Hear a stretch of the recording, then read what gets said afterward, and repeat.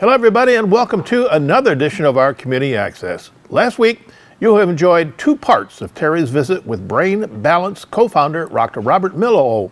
Coming up is part 3, all of today at our Community Access.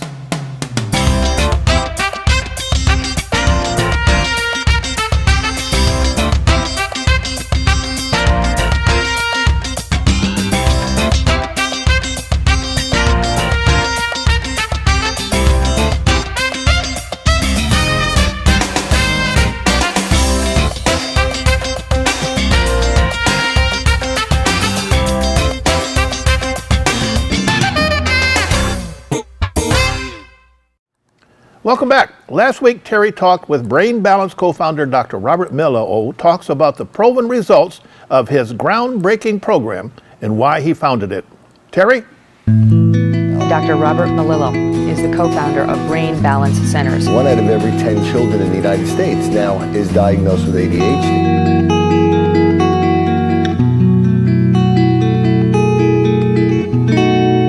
There is no program as comprehensive as this.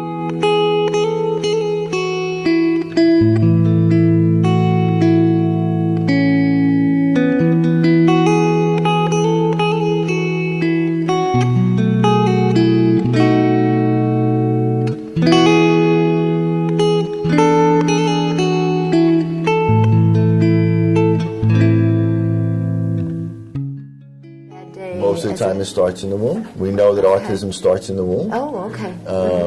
You know, at least that's what the latest research seems to confirm, that so first or second trimester. As a mother. Exactly. Maternal stress is one of the major factors, but it also, you know, we know that there's a lot of factors that affect men. Age, stress in men. Right, sure. So it's both a male and female thing, but what happens is those effects, what they do is they turn off genes that should be turned on at the right time. Of course. So, makes sense. and the brain develops, and the right and the left brain develops in stages. So the right side of the brain develops in the womb and for the first 2 to 3 years of life. And so all of the experiences that the child is exposed to in the womb, which is obviously very different from what's exposed outside, and even in the first 2 years of life, that shapes that right side of the brain more than the left. And then it switches to an emphasis on the left brain for the next 2 to 3 years. And so all of that new experiences, like going to school and learning to speak, and that all affects the left brain, right? Then it switches back again. So what happens is, as we mature, and as the brain grows and matures, there's really 2 or 3 things happening at the same time. One is brain cells are growing, and they're getting bigger and more powerful, able to produce faster and faster impulses. The brain is becoming more insulated with fat covering what we call white matter.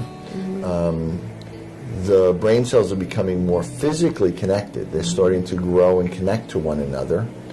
But most importantly, they're becoming more coordinated and synchronized, so that more and more brain cells are able to fire in a synchronous pattern with one another. Okay, right.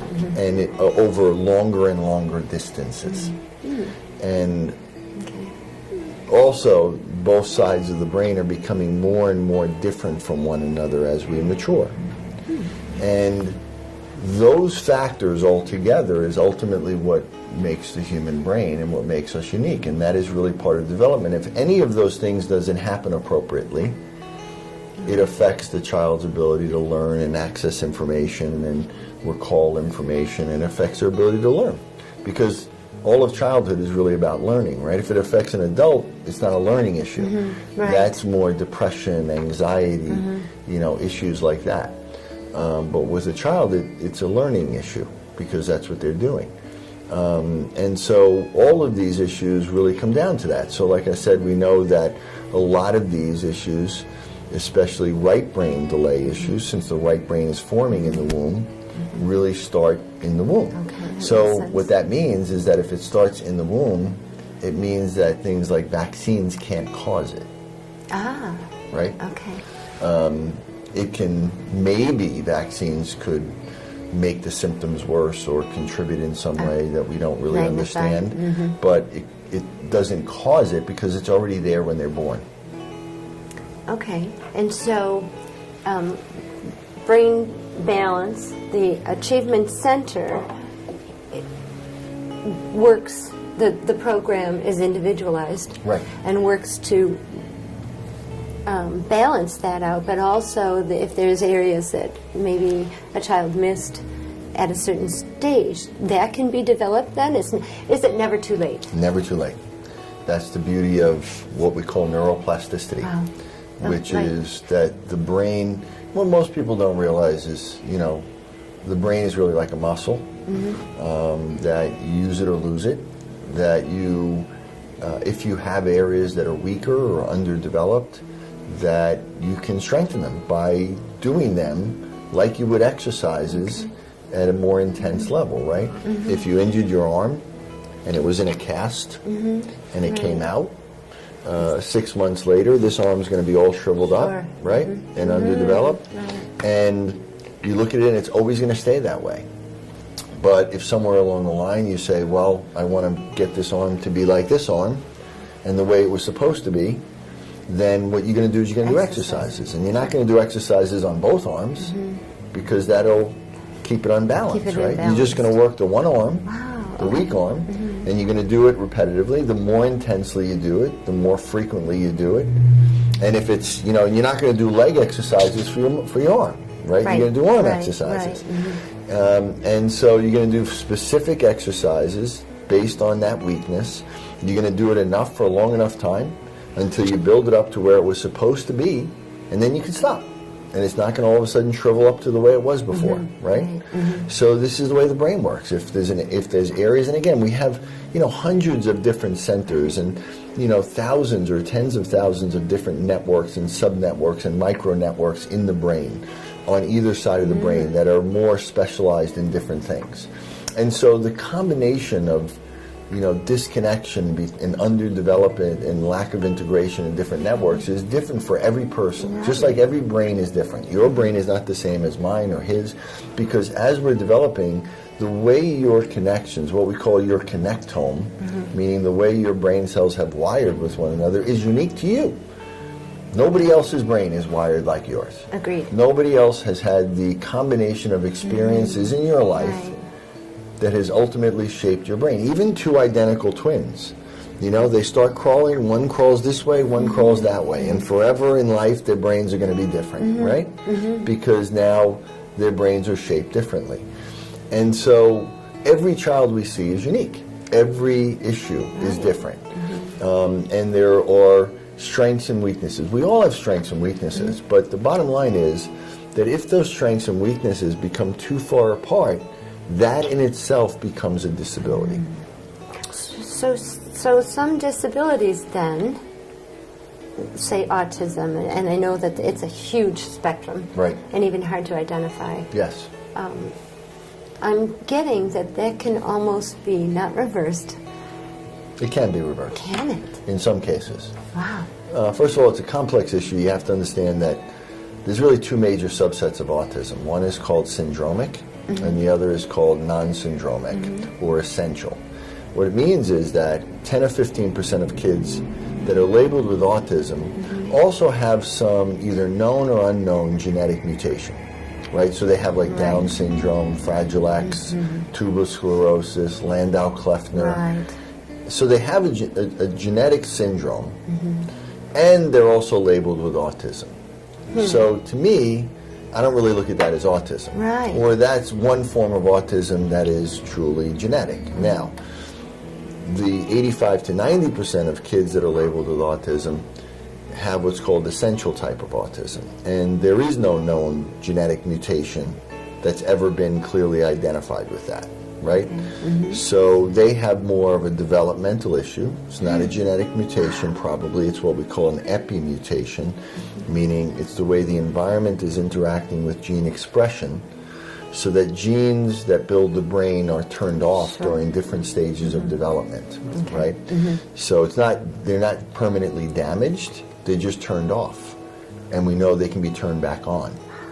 So those children may have the potential of completely being normalized or recovered. And there's been some very good research over the past few years, especially from the University of Connecticut Medical School, that has really shown that children that were even labeled with pretty severe forms of autism, that when they followed up on them years later, that they had been completely normalized in every function. And it's not that they outgrew it, they were somehow treated out of it. Yeah, worked at it. Right. They went through some combinations or Successful. different combinations of activities or programs or treatments. And so, and that was about 30% of the kids that they saw at the time. That's a good percentage. Yes. And so there's many other cases that have been reported in the literature of children being completely recovered from autism. I can tell you in our centers, we have many kids that come in that may be on the milder version of that scale, and many of them have these behavioral scales that they fill out, which really is the way you diagnose or label these things. Okay. And then they refill it out when they're in our program, and they no longer fit that criteria. So hence why you didn't say diagnose. right, we the don't label. diagnose. See, we're not a healthcare facility. Great. We're a learning center. And so we don't do treatment, we don't diagnose, we don't do any of those things. All we do is we assess kids for really strengths and weaknesses that may affect their ability to learn in one realm or the other.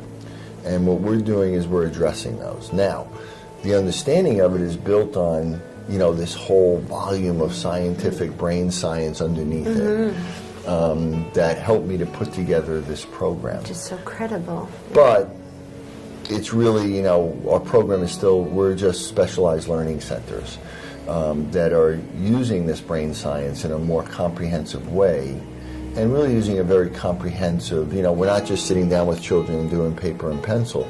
They're doing physical exercises. They're doing sensory stimulation. We have them listen to certain types of music and sounds, or, light or colors, or, we have them do things with balance and coordination and gross motor and fine motor and timing and rhythm, and, we're doing things with their sense of smell, which is very, very important, along with academic training and cognitive skills and behavioral management and nutritional and dietary support. So it's just a very comprehensive, there is no program as comprehensive as this, but also, really directed in the way that we're directing it. That's what makes us unique. So individualized. And it's so not individualized, just something that right. you walk through with everybody and else. we're really trying to address the reason why the child can't learn, right? We're not just saying, okay, let's just, I have a degree in neuropsychology as well, and there's two different models to rehabilitation. One is what's called compensation, which Right. means that you're just going to try to compensate for a disability or an injury or whatever. So somebody breaks their leg, you give them a crutch, right? That is what our schools primarily use, because they're overwhelmed, really. Oh, yeah. So the best that they can do is really hope to try to compensate. And also, most people are under the misconception that these things are all based on genetic mutations and there's nothing you can do about it. That's not true. So you've given them hope. Right. So the fact is, we know from the very beginning, the science is telling us that, there is a possibility that, these things can be certainly greatly improved, if not completely, recovered or eliminated in many cases. Especially things like ADHD and learning disabilities and dyslexia, where most people are told that these are lifelong conditions that there's nothing you can do about. And the best you can hope is to try to compensate. So, if you can't read, then let's develop some other way that you can learn. Maybe you can just learn auditorily or through books on tape or something. So those are compensation models. And so what happens is that, they work to a certain degree, but no one's ever going to get better from that. So that what we end up doing is saying, well, see, they can't get better. And it is a lifelong problem. And we see people that are adults and they say, yeah, I still have the same problem I had as a kid. But the question is, well, what did you ever really do to try to fix it? Well, really nothing. You're told this is what you have, and Right, this is what and you're most gonna parents live are with. told, hey, just get used to it. Yes. Don't expect much. How I mean, hopeless. I've even had parents come in that have literally come from people that have told them, well, start looking for an institution for your Oh child. my goodness. Because, you know, what is the parent's fear? You know, you're a parent with a child with a disability and with an issue and who has really struggling learning or with forming relationships or friends. And they're sitting there saying, what's going to happen to them? You know, they're not worried about whether they're getting into Harvard. They're worried, are they going to be happy? Is anybody ever going to love them? Who's going to advocate I mean, for and them? who's going to take care of them when we're not here, right? God forbid something happens to us. That's what these are the fear that parents are walking around. Yeah. And they're basically told, well, you know, send them to an institution. That's it. That's the only thing I can hope for. That's the best. And, you know, so what happens is that it also affects the parents. You know, Oh, they of become course. kind of sometimes very, you know, they're in pain. They're in pain. They are in They pain, can right. become bitter and angry, and 82% of families with children with these disabilities end up in divorce. And that's a big issue. That was the topic of my second book, was how to be able to deal with those issues. But the bottom line is, the way to deal with it is to fix the problem. Yeah. Is to fix the problem in the child. And then everything gets better, Yeah. right? And to try to just behaviorally manage it, to try to compensate, you know, it Or may... medicate. Or Medicaid, which is really just a compensation because it doesn't really, I mean, it manages the symptoms for a period of time. But we know that most of there's been major research articles that have come out in the last few years that show that there's really no long-term therapeutic effect, meaning that, you know, as soon as the medication wears off on a child, all their symptoms come back. It's not a rehab. No, and we know that it really, most of it seems to have only really a short-term benefit, and that there isn't any long-term solution through medication, and just staying on medication, and in fact, after a while, it just doesn't really work anymore. Yeah. So, you know, it's good for short-term relief, and it's good for short-term management, but parents are not given any long-term hope or long-term solution. We do. We're the first thing that's out there really giving them really that hope and that long-term solution, saying, no, we're looking at the long term. We're looking at how we can affect your child for the Change rest their of their life. life. Yeah. And we do. And we do it, you know, all the time. And we're successful in almost every child at significantly improving their function. You know, does every child get to their optimum level, or, obviously, you know, nothing's 100% perfect, but every child is improving, and in most cases, we're getting children really back to where they're supposed to be. And that's what parents say to us, that you just gave me back my child that I always knew was there, Right. but was told I would never see. Oxford Orient Fish helps provide emergency aid to the people of Oxford, Lake Orient, Addison, and Oakland Townships. One of the only self-served food banks in the state, Oxford Orient Fish provides once-a-month food supplies based on the size of the family. To donate, volunteer, or to find out more, call Oxford Orient Fish at 248-628-3933 or go to their website, oxfordorientfish.org. Oxford Orient Fish, neighbors helping neighbors.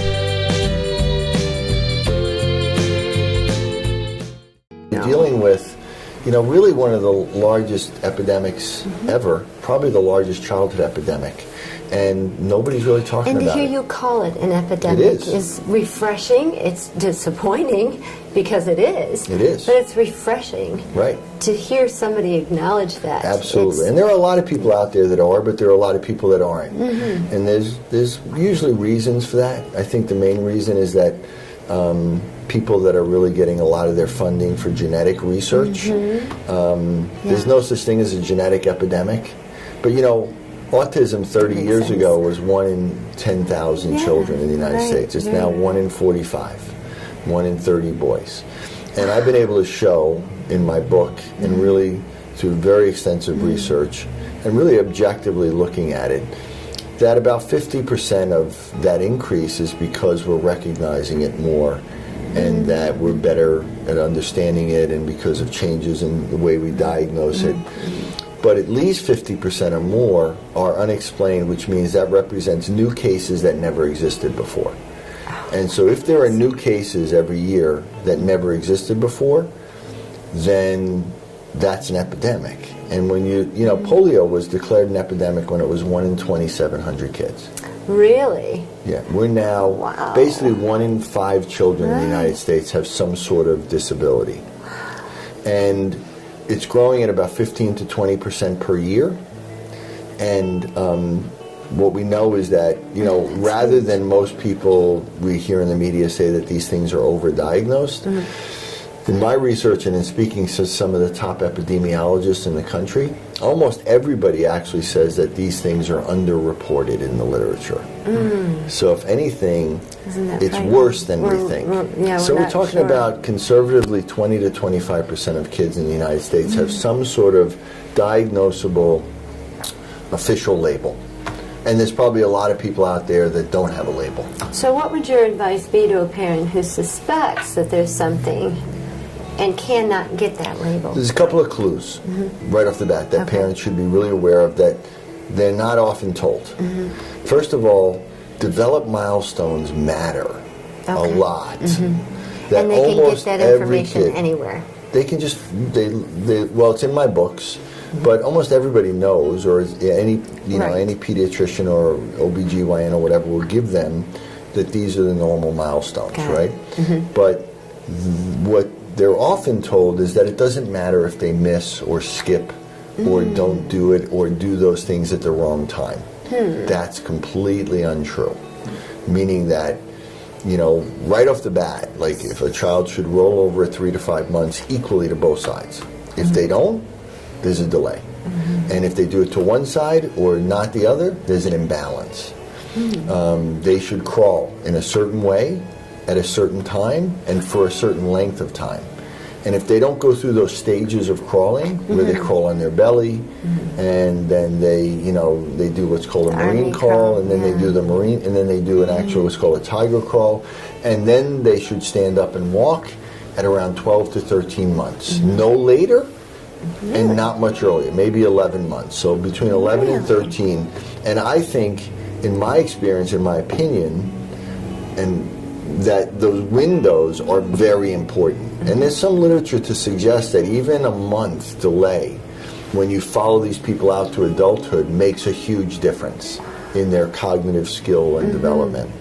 So even there's literature showing that people that were even a month delayed in walking, that when you follow them out and you look at their frontal lobe cognitive skills later on, there's a significant difference in their cognitive abilities. So with parents, the first thing you look at is, did your child meet all their milestones? Not just motor milestones, but then cognitive milestones. And in my book, Reconnected Kids, I give a whole extensive list of cognitive, meaning when should they first speak, how many words should they speak, what concepts should they get, social and emotional milestones, like when do they start to understand nonverbal communication and understand emotions and, you know, respond to smiles, and then also motor and physical milestones, like when do they go to the potty, should their teeth develop, and no book has put all of that together in one book. But paying attention to those milestones is really important. And if they're delayed, they're going to be delayed. Now, it may not be delayed to the level, you know, like, let's say a child that's getting C's in school, and the parent goes in and the teacher says, yeah, you know, they're okay, they're getting C's, they're right where they should be, you know, basically saying, well, your child's a C student, you know, and they're doing C work, and that's okay, because they're not causing a problem for me in class, right? And the parent says, okay, C, all right, well. And they don't realize that that child, if they looked at their milestones, was delayed, and that child should be an A student, but they're getting C's. Now, it doesn't really come to the level that everybody's going to look at this as a disability, but clearly they're not meeting their potential, right? Now, it may also end up being to the point where really they're getting D's and F's, and now it is looked at as a disability. It's just a matter of degree. But if there's a milestone delay, your child is not functioning and is not developed in an optimal way. And that can be changed at any given time.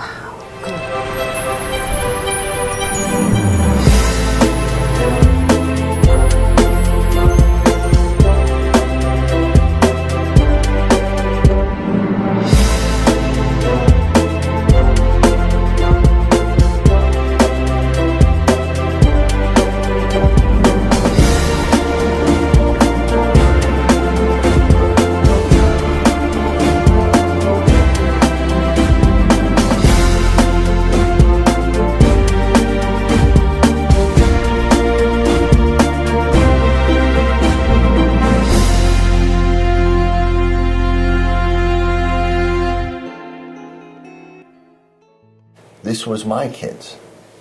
These were my kids' story. I was that parent. And, Yeah. you know, we always hear, you know, when's somebody going to do something? Well, you know, sometimes you have the opportunity to be that somebody and that someone. And you have to take on that responsibility. And that's what I've done. I've looked at it as a responsibility to parents, especially to parents, because I know the pain that it causes. Right. The frustration. I learned that early on, and I know my pain, and you know how difficult and challenging it has been. And my kids are now great. You know, the most important things in my life, and my wife and I, and my wife is also a very important part of what I do. Her and I do a radio show and a TV show, and, really, because we've had to manage this. Not only me as a professional, but we've had to manage it as a family. And a family, Right? right. So we've had to cook the foods and, you know, eliminate the foods and manage their diet and manage their, you know, their screen time and, you know, manage their behaviors and manage our relationship and make sure it didn't fall apart. Right. And so, you know, we want to try to now use that experience along with my knowledge to really help these families because, you know, I just was on the phone with a woman. She called me. She was a friend of a friend, and he said, will you just talk to this? She's from Connecticut. And her son had, you know, this kind of really unlabeled, undiagnosed disability that he was struggling really in school, but he had some things that he was really good at. And, you know, she'd been trying and spending a lot of money going around trying to figure out what was going on. And she just was basically told, like everybody else, well, we really don't know what the problem is, but, you know, this is just the way it is, and these are some of the things you can do to try to compensate and help, but don't expect too much. And, you know, it was really frustrating. Too many people hear that. And she was, you know, at the end of the conversation, which essentially came to, you know, get my book and try that, and then, you know, we have centers in Connecticut. She started crying, and I said, why are you crying? She said, because I've just felt so alone. I've been out there trying, but, you know, I felt like nobody cared. And I felt like there was nobody listening to me. And nobody could give me any answers. And certainly nobody gave me any hope. And she said, now after I talked to you for a half hour, you gave me more information than anybody has ever given to me. And you've given me hope. Oh, And so important. she said, and I don't feel like I'm alone anymore, and I feel like finally I found somebody that cares. One of those things is a company called Brain Balance. They help to rehabilitate children that have developmental disorders like autism and ADD and Asperger's and dyslexia. If there's anybody that knows of a family that has a child with a developmental disorder, you need to talk to them and find out what they're doing. I've seen it firsthand. I've got a guy that works with me, and his son has had a complete transformation in 9 months' time. Thank you for joining part 2 of our visit with Brain Balance co-founder Dr. Robert Melillo.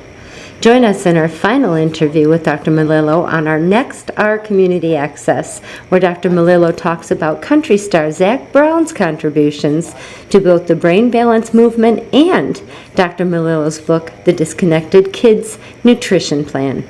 See you there. A great series, Terry. And we hope you enjoyed our program. So, for our reporter and editor, Terry Stiles, I'm Bill Service, and you have a great, great week.